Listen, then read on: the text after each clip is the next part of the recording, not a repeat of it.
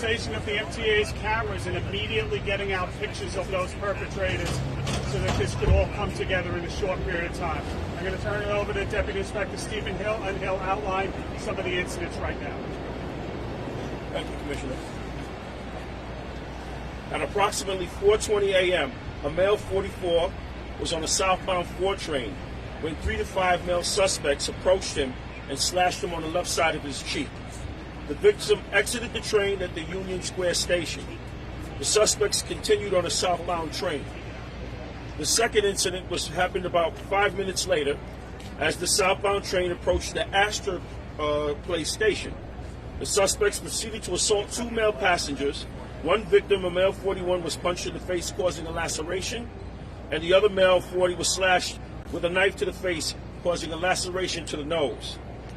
The 2 victims exited the train at the Astor Place station, and the suspects stayed aboard the southbound 4 train. The third incident, approximately 5 minutes later, the suspects attacked a 4th victim, male 44, boarding a moving train, slashing him across the left cheek. The suspects also took the victim's wallet and cell phone.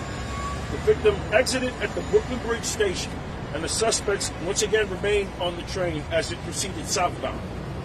The 4th incident, approximately 30 minutes later, at Transit District 11, which is located at 161 Street Station at Yankee Stadium, a 5th victim, a male 48, came forth. He informed officers that while in the vicinity of 59th Street and Columbus Circle, a group of males did approach him and proceed to stab him in the right eye with a knife. The victim was removed to an area hospital where he is in stable condition and undergoing surgery. I'll now turn it over to Chief Wilcox to provide details of the investigation. Good afternoon, everybody. Uniform officers from Transit District 4 at Union Square came into contact with the first victim at approximately 4:30 a.m. this morning as the victim exited the train station. The transit officers immediately transmitted the assault over their department radios, which triggered a mobilization for additional responding officers and investigators from Manhattan South Night Watch. The investigators immediately began interviewing victims and witnesses. Additionally, and subsequently, the Manhattan Transit Squad, along with the Transit Special Investigation Squad, also began an intense search for vigorous cameras for additional video footage, including MTA cameras. Shortly thereafter, quality images of the suspects were obtained and shared with all officers on patrol in the vicinity of the crime via the NYPD smartphones. At approximately 11:20 this morning, while on patrol along the northbound number 1 line at 79th Street and Broadway, Captain Kenneth Gorman, who's the commanding officer of Transit District 1, along with police officer Jeffrey Dela Cruz, observed 4 individuals who matched the description and the images of the wanted suspects that had been circulated earlier. As the suspects exited the train, they were taken into custody without incident, and they were brought back to Transit District 1. This investigation remains active and ongoing. We are working very closely with prosecutors from the District Attorney's Office in Manhattan to determine possible and pending charges. We are confident that we have the right people in custody at this time. One thing that should be noted, one of the suspects that was taken into custody this morning was also arrested in connection to a very eerily similar nightclub robbery in January of this year and was released on his own recognizance for that crime.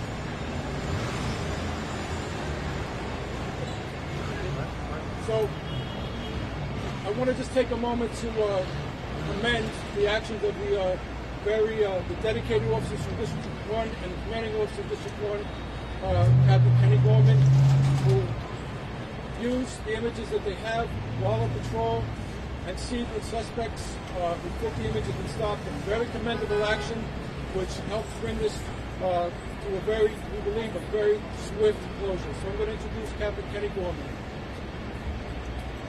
Thank you, Chief. Good morning. Early this morning, myself and numerous members of Transit District 1 were involved in a search and investigation of the crimes that were described earlier. At approximately 11:15 hours, myself and Officer Dela Cruz went to the northbound 1 train at 59th Columbus Circle, just below us.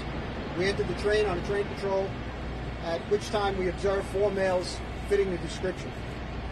Upon arriving at the 79th Street station, we stopped the males. We were joined by 2 of our NCO officers as well as 2 of our newly assigned rookies. And at that time, the 4 males were placed into custody without incident and removed back to Transit District 1 for further investigation. Thank you. All right, question? Do you believe that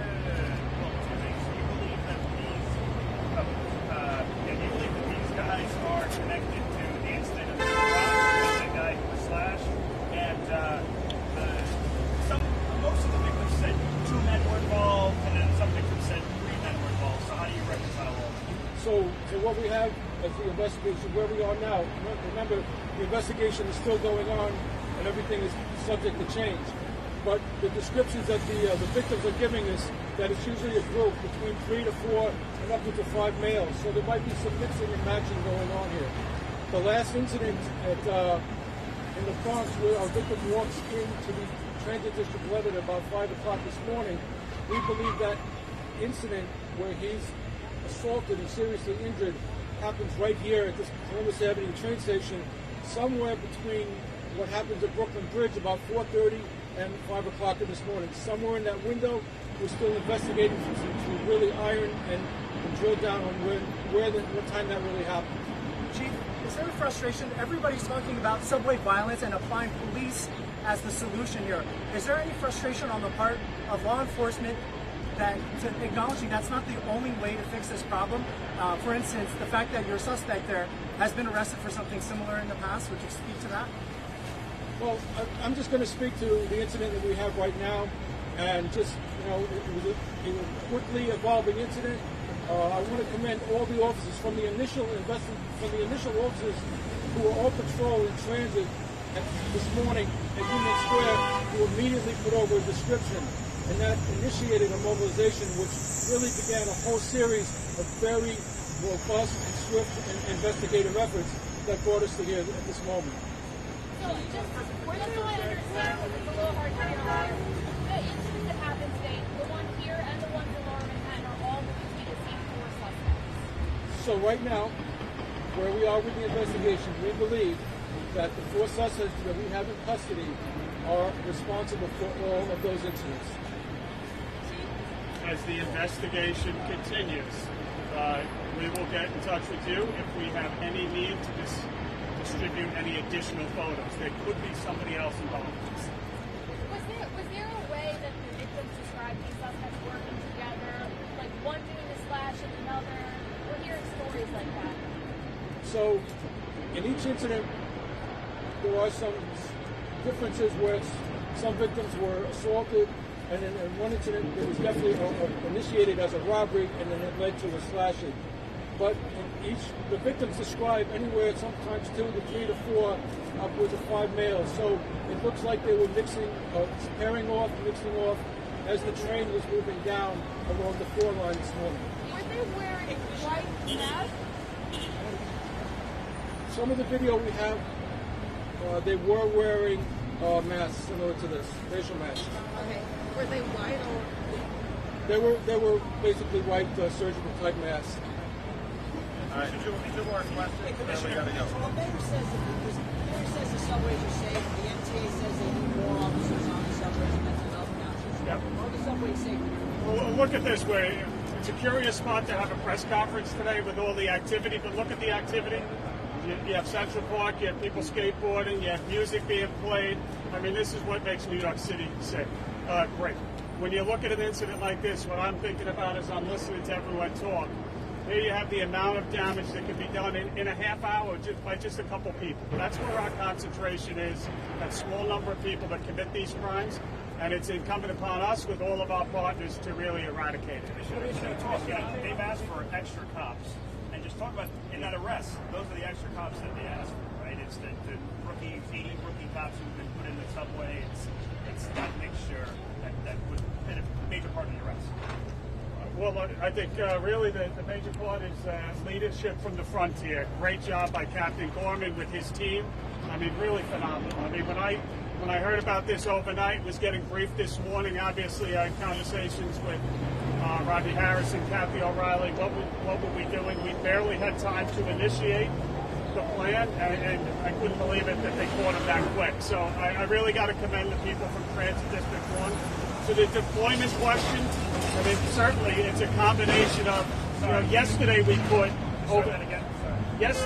over 600 extra, combination of police officers deployed, overtime police officers deployed, auxiliary officers deployed. So that's the positive news. We're getting feedback that some people are seeing extra cops all over the city. But you have one of these incidents, it's too much, and that's where our, that's where the effort is right now that we're trying to push back on that. Last one. To that point, my colleague AJ Morgan said that he rode the subway system today, 4 boroughs, 8 different subway lines, and it was 2 hours before he spotted any NYPD officers, either riding the trains or patrolling the flight. And he said the people that he talked to, it was the same way. Is it that we're not seeing the officers? Is it that the numbers aren't there? What would you say? Well, it's probably a combination. And then what we want you to be is safe and feel safe. So we want that visible presence.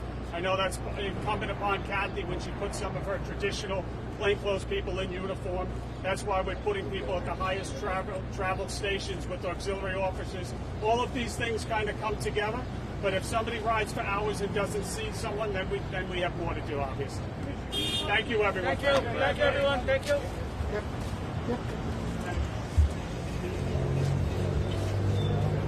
Seems like a cool gimmick to do, right? You ride all the rides from